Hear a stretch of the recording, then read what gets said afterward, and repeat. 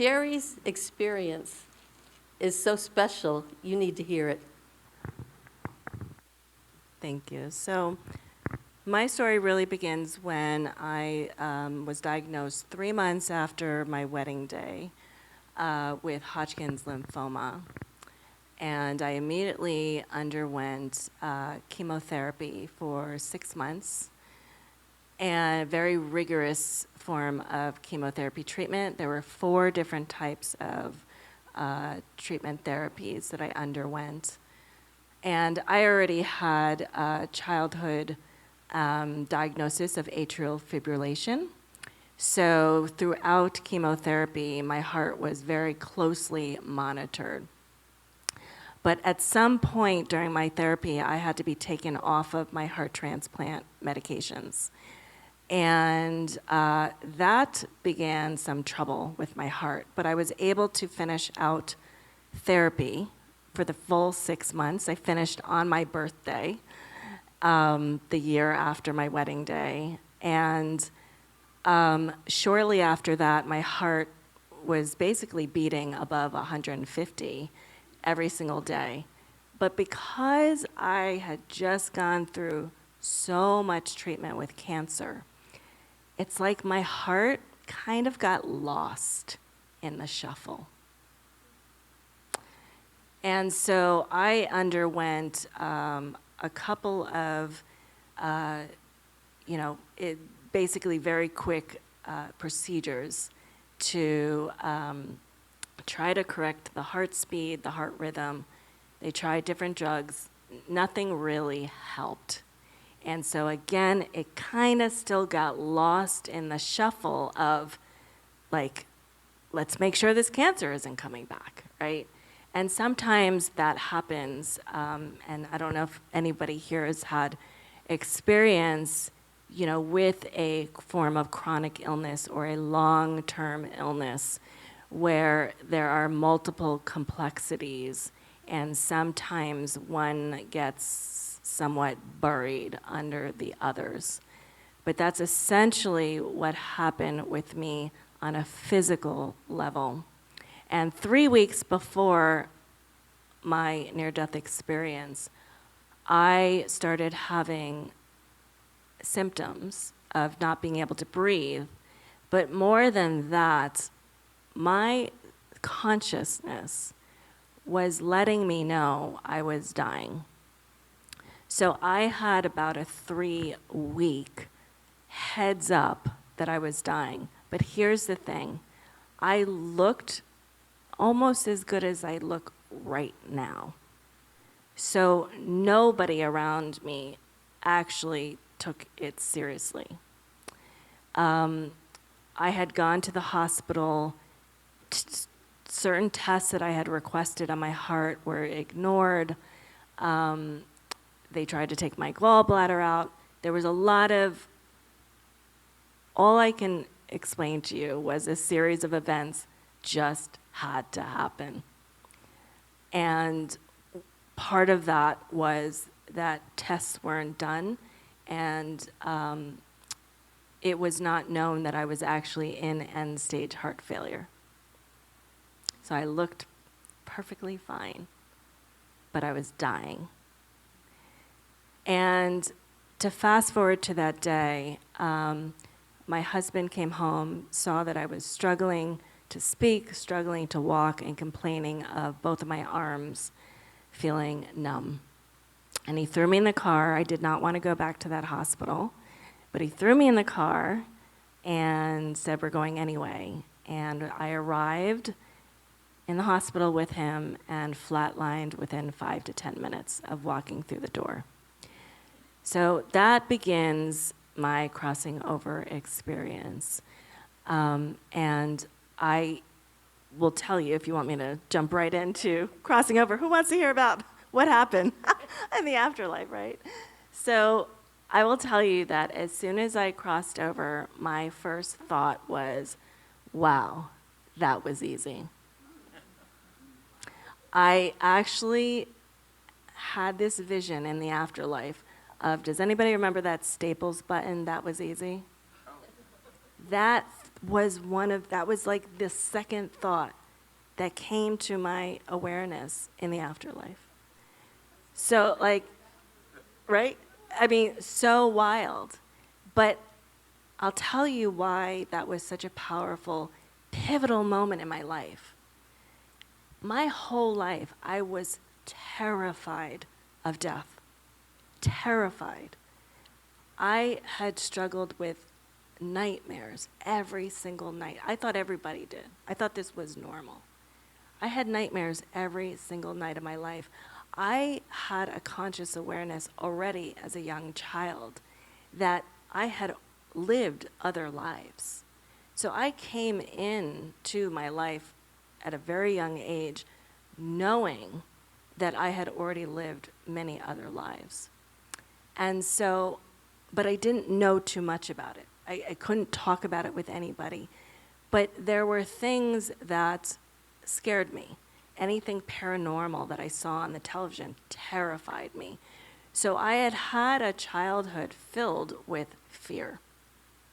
So by the time I actually crossed over myself, I could not believe that it wasn't the scary, dark cloud that had been hovering over my whole life, worrying about what would it be like when I died and what would it be like when my own loved ones died. So that Staples button, that was easy, shifted the whole course of my entire life, because it made me realize that I had spent my whole life fearing something so beautiful, so expansive. And I was now standing in a realm that was showing me the truth and the power of who we are. But I had spent my whole life fearing something I knew nothing about. Where was this fear coming from? Why was I so terrified of death? So I cross over.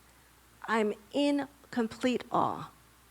I find myself formless, floating in this white space, and communicating actually with my meditation teacher that I had just seen the week prior. So right then and there, I immediately knew I had access, a form of communication. Knowing I died, I had a form of communication already with those still living. So again, I am crossing over and in awe of the expansiveness, the majestic magnitude of our extrasensory perception, this cosmic interconnection of all souls, all life, the entirety of everything we know to be true about life. And in that moment, I remember saying to myself, I don't want to go back. I want to stay here. It's so beautiful.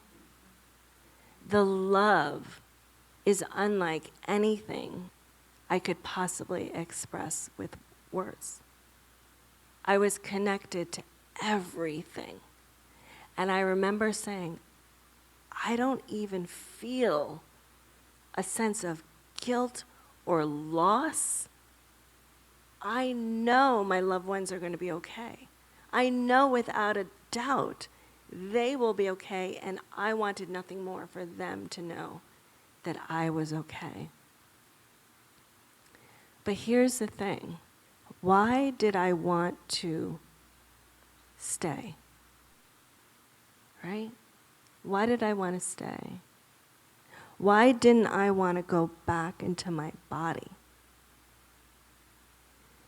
I still remembered the cancer, the treatments, the years of nightmares. The feeling of being unworthy and feel the suffering, feeling like a burden on those around me because I had had this atrial fibrillation, right, since I was younger, and I had to be in and out of the hospital, and my parents were working, and I was the burden, right? So that weight, that heaviness of feeling unworthy, a burden, like I just somehow didn't belong in the physical world, was palpable. And I didn't want to go back to my body because I had just been exposed to the totality of who we are. I had just been dumped into universal love. And as soon as I said that, I did not want to come back. I found myself at the bottom of the ocean. Now, it's not what you're thinking. Like, that must have been scary. No. This other realm that I was in, it does not follow the same physics that we're used to.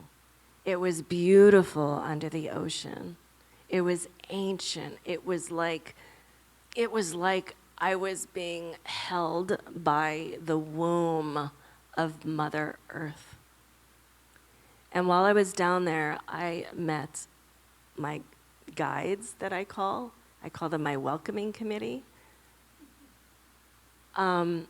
These were beings that knew who I was. They knew everything about me.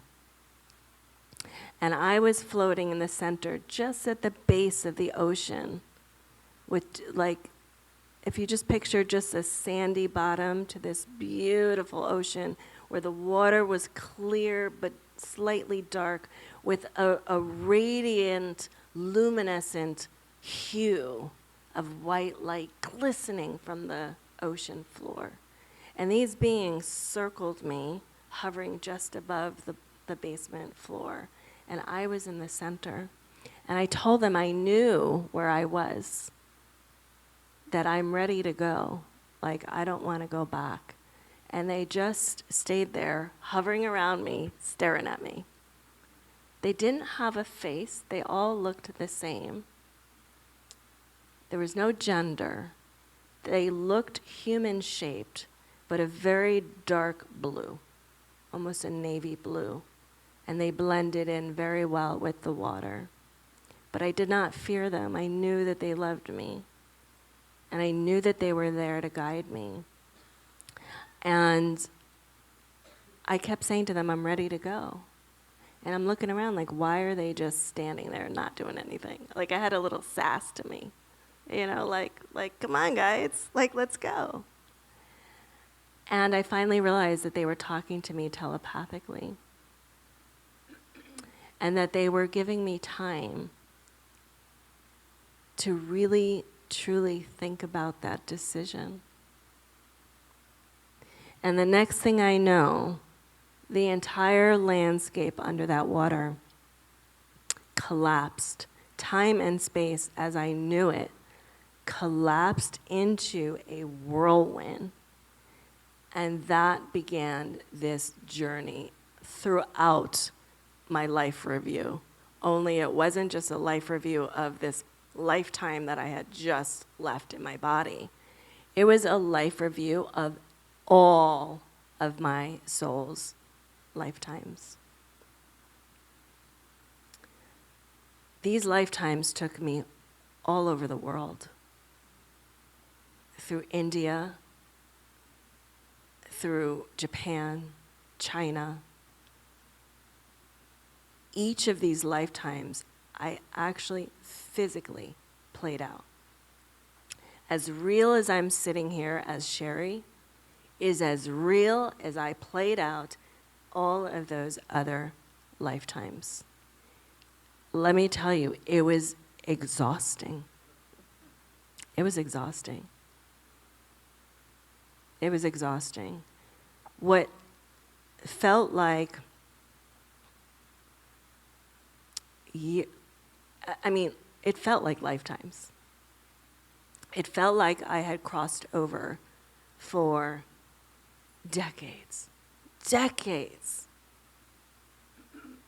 So when I mean it was exhausting because I felt the emotions in every lifetime.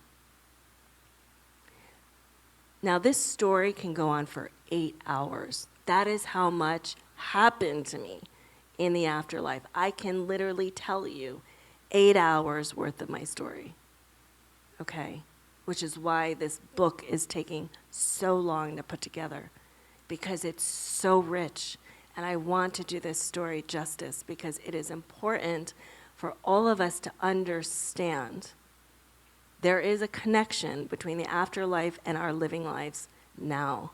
This is my biggest message. I do not share this near-death experience for anybody to look at me and be like, wow, she had that experience. Let me learn about the afterlife through her. No, absolutely not. That is not my message. I'm going to be sharing with you before the end of this that you can access all of this right now in your own body. This is about all of you remembering who we are as humans, remembering our ancient history, remembering the power in your bones,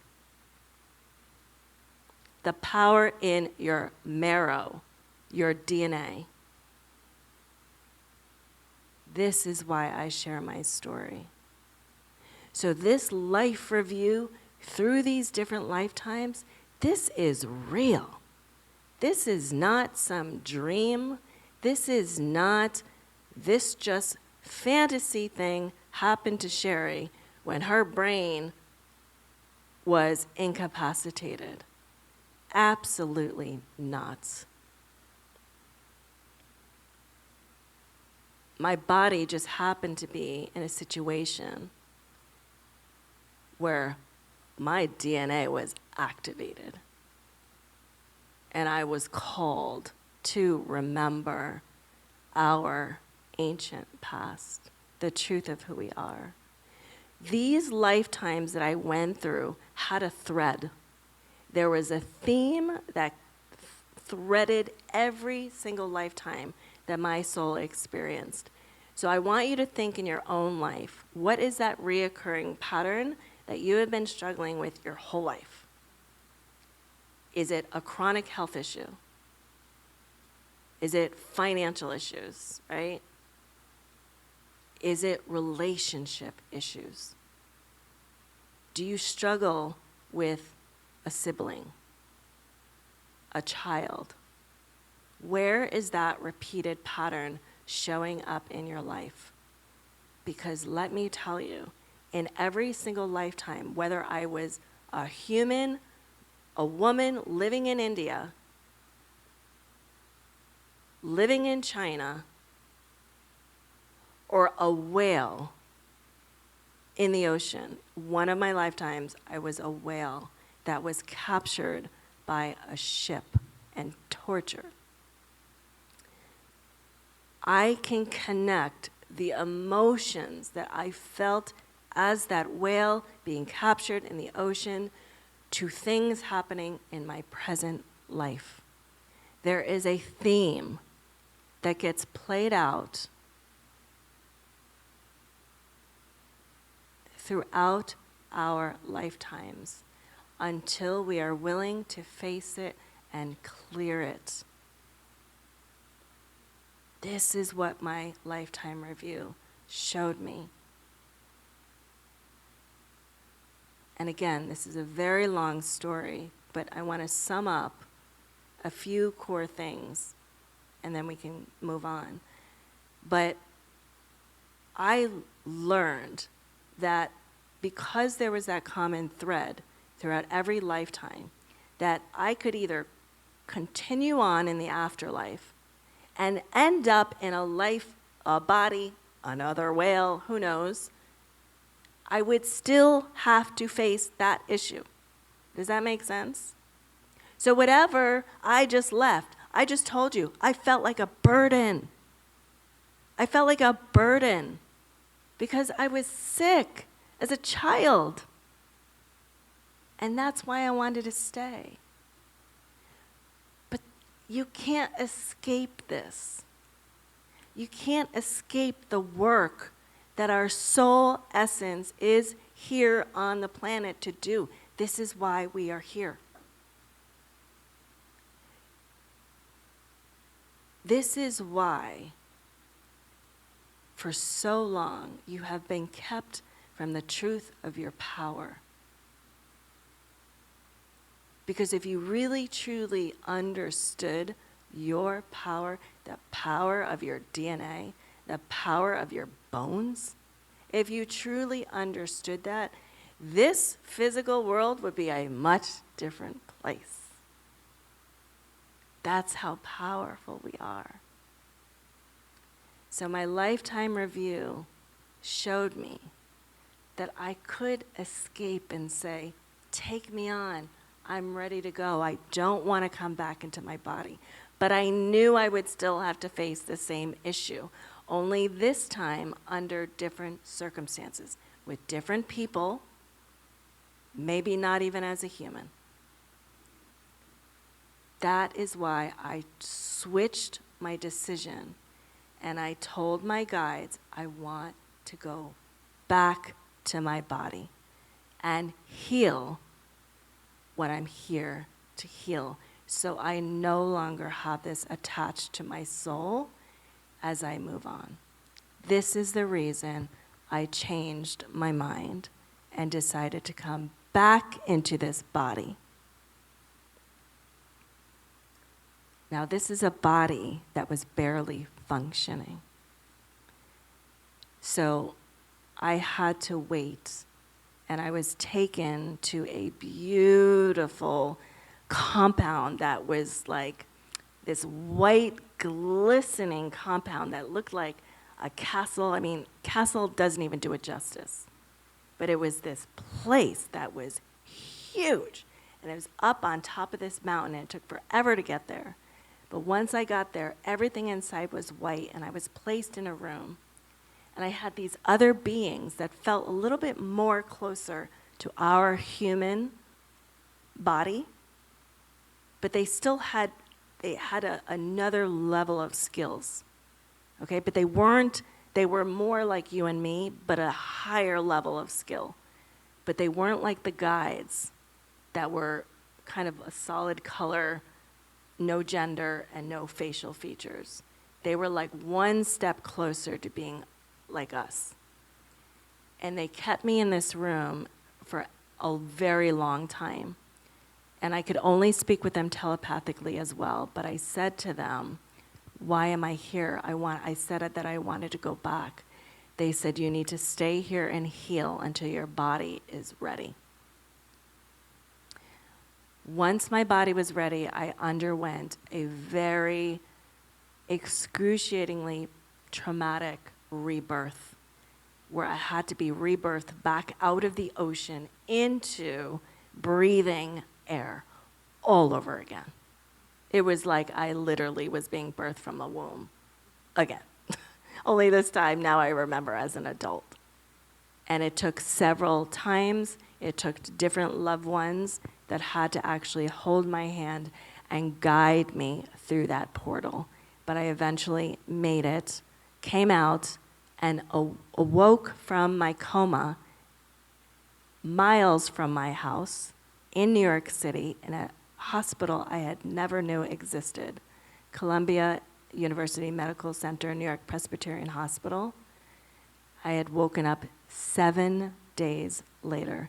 That is when I woke up from my near-death experience.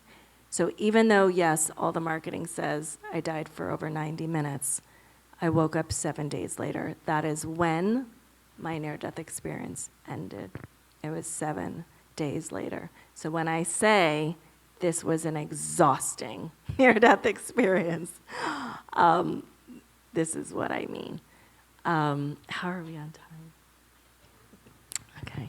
So I'm going to hand it back over to Jody, but that just gives you a brief overview of what I experienced and a little snippet of the wisdom and the power of what I learned crossing over.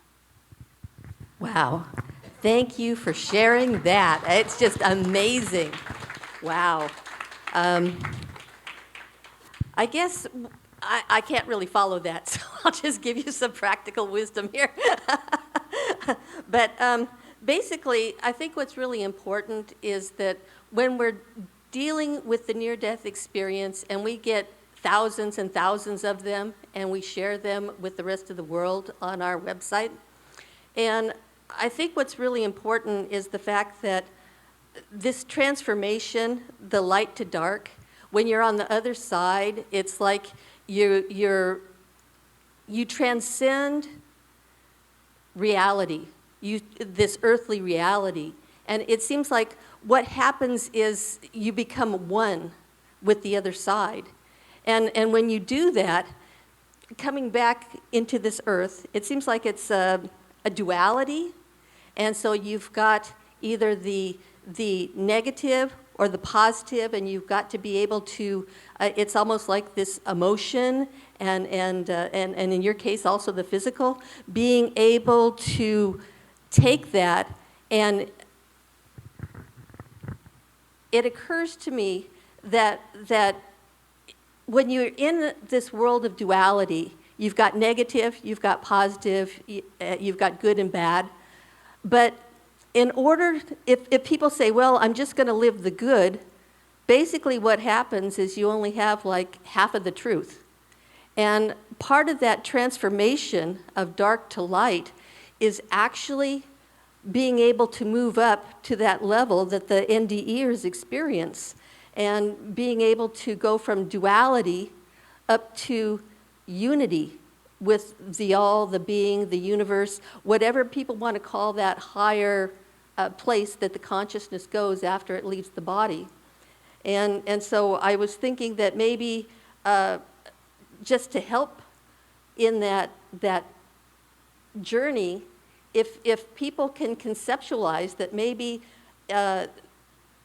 you don't ignore the negatives, the bad things, you really can't ignore them and say, oh, they don't exist, because they actually do. And you don't want to push them down because it's like repression. And so learning to forgive yourself and learning to love and say, okay, I understand these lessons, now I can move on. You're not ignoring it, you're actually dealing with it, putting it in its place, loving yourself regardless, and then you're able to also take that good and that love that you feel on earth, and you've put it together so that you can transcend to the other side. Yeah, absolutely. And just to kind of relate that to my own, like, what does that even look like? Right? Like in our lives, you know, we are now a society that has a multiple billion-dollar, I don't know, could be trillion-dollar self-help and personal development industry, right? We have a lot of books out there, a lot of books teaching us how to do this dance with life. Like, so where does that fit in with what I just shared with you about the truth of who we are? And then you're reading all these books and you're hearing, we need to transcend this. We need to take these things that don't feel so good, these feelings that don't feel so good, and we need to somehow transmute them to light. We can read about that all day long. How do you implement that? That has been my journey since coming back into my body. This is why this book is not written yet, because I have had thousands of people flood my inbox saying, I don't want to read another book. you reached something core in the media. You touched the core of what all of us are struggling with. How do we clear this attachment that is stuck to us, that we can't shake? This poor relationships, these poor finances. Why can't I get over this hump? I am stuck. I have read book after book after book. How do you do this? This is what was flooding in my inbox. They were like, we don't want another book. And I get it. I get it. I came back after 4 months on life support. Life support, you guys. So here I am in the afterlife. I'm choosing to come back into this body, knowing the expansiveness of who we are, like universal love. And then I come back into this body on life support. Are you kidding me? I was furious. Furious. I was so angry for years. So angry. Because this world was nothing like the truth of who we are. Look at what's going on around the world right now. Are you kidding me? And everybody is so confused that you can't even talk about it. It's just like gaslight city. Like, you know what I mean? You can't even talk about the fact that there is something seriously messed up going on right now in the world. So imagine how I felt coming back into this body. Knowing there's another way that we can do life right here, right now. You know what I was wondering about? You know what I was wondering about? So you come into this body and you're furious and just beyond upset. Now, can you tell me, where did you get started? I mean, you've got these challenges and you're trapped in a body that doesn't work. What did you do? What did you start to do? What changed? How did you start to transform yourself? So here's the beautiful thing. I was shown in the afterlife that I was going to make a full body recovery. That I was not only going to make a full body recovery, but that I was going to work with some of the most powerful, influential people on the planet. So imagine me coming back into my body on life support. These doctors are screaming in my ear that I am very sick, that, you know, I'm hearing I might not make it, and I was shown my whole body is going to make a full recovery. Talk about confusion. But let me tell you something. That is what I held on to for over a decade. As I slowly had to figure out how to rebuild my body, I left the hospital on a bionic heart that I lived on for 5 years. When I tell you I had to hold on to that wisdom I learned in the afterlife, that there is something about this mind over matter. There is something about our consciousness and our ability to create. I used a decade of my life as a guinea pig. What did I have to lose? I was already at rock bottom. I was already walking around for 5 years with a device that had batteries and a contraption and controllers, and my life I'd lost my tech firm that I had built. I lost everything. This is all I had. And if you want to translate that, all I had was faith. This is the true test of faith. It can't be found reading more and more and more books. I had to somehow apply what I was reading. How do I make it a part of my daily life? How do I make it a ritual? You talked about forgiveness. What does that actually look like beyond reading it? What does it look like? What does it sound like? What does a forgiveness practice actually look like? Are you only aware of forgiveness when somebody reminds you?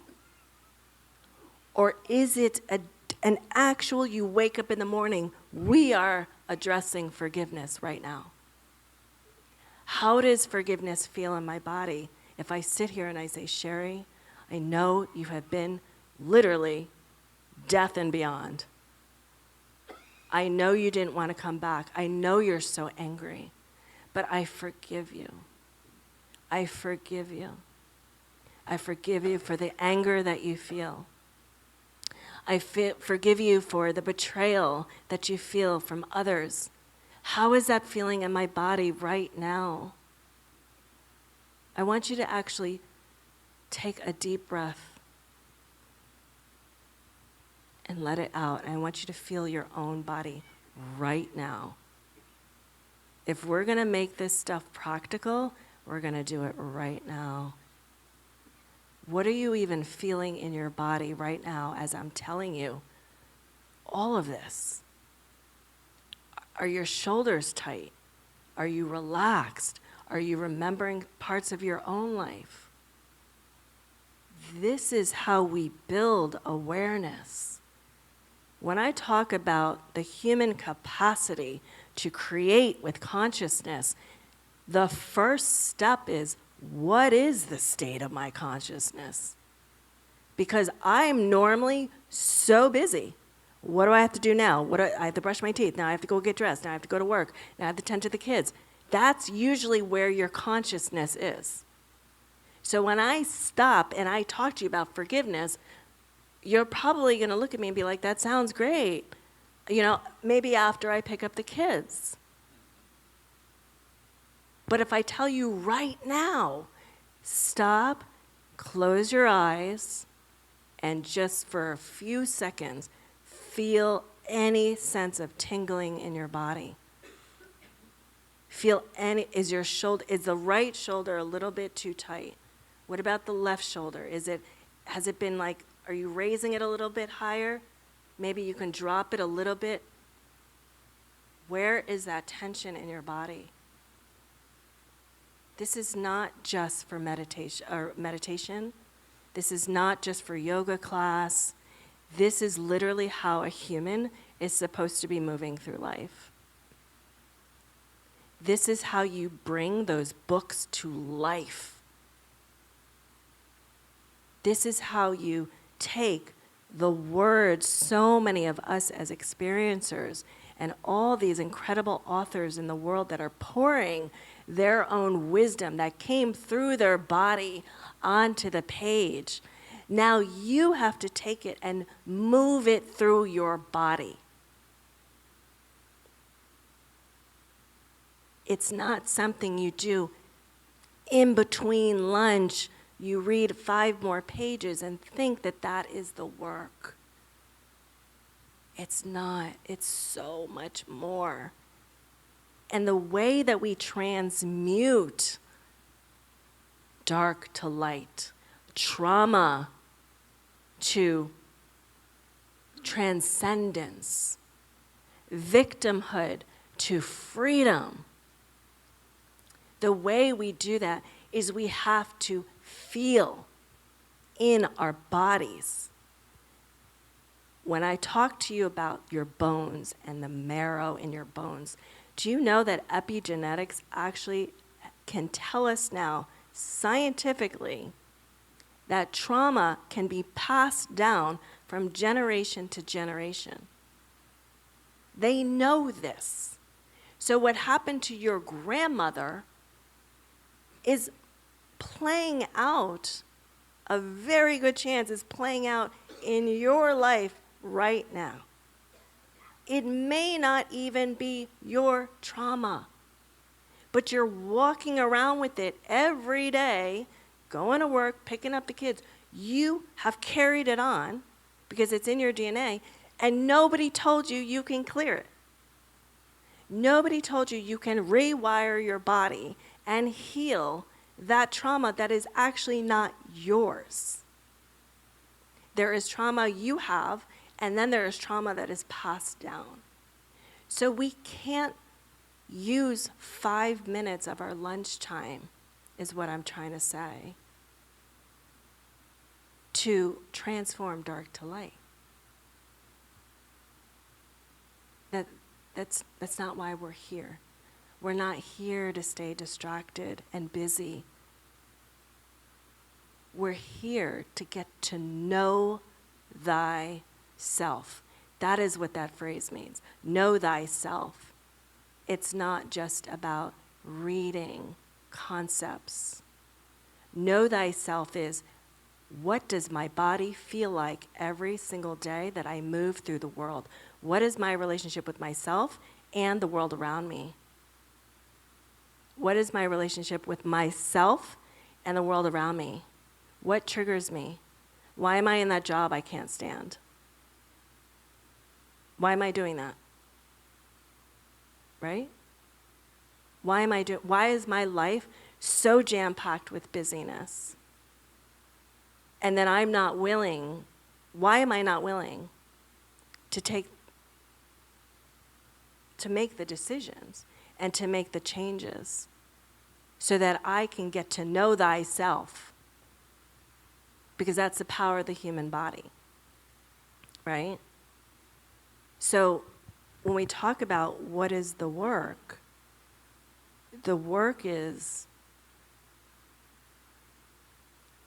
how do I reorient my entire life so that I can actually attune to my own frequency? And what has to happen for your life to reorganize itself so that you can actually emit your own authentic, purest frequency?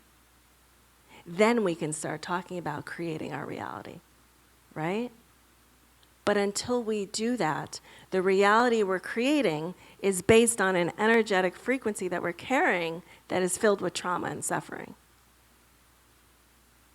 So there has to be a level of commitment here for yourself first, then we help others. Like, that's how this earthly realm works. That is the connection between the afterlife and this living reality, is that they are one in the same. You're a spiritual being, an energetic being, that we know for a fact trauma is carried down through the genetic line, but that we are so powerful as human beings that we can actually heal our own bodies. Just to help you to understand or maybe visualize it a little bit better, her experience is just truly amazing. I mean, Cherie is an amazing walking miracle, and I am so honored to be presenting with you today. So give her a big clap. She did great. See? And maybe just to wrap it up, because hers was mostly physical, but you can visualize your transformation as like a pyramid. And you can do the physical, the emotional, the mental, and the spiritual. And you're always striving towards making those choices towards the light.